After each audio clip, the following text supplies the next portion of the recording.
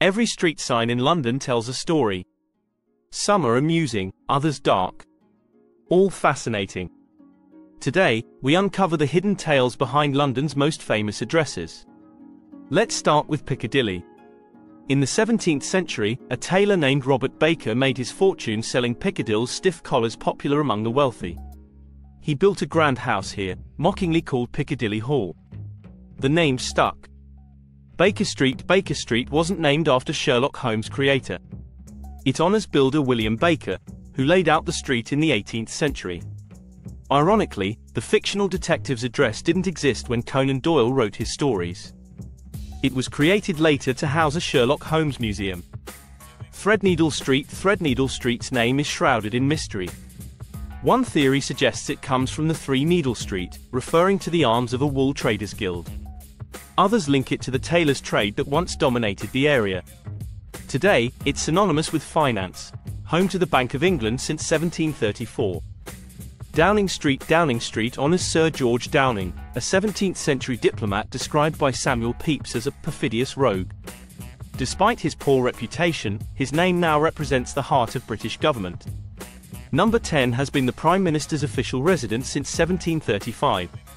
Fleet Street's name comes from the River Fleet, now buried beneath London streets.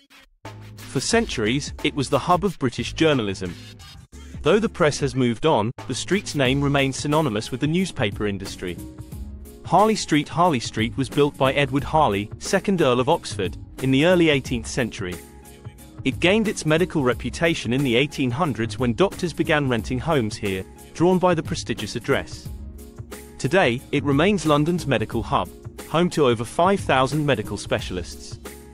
Pudding Lane's name isn't as sweet as it sounds.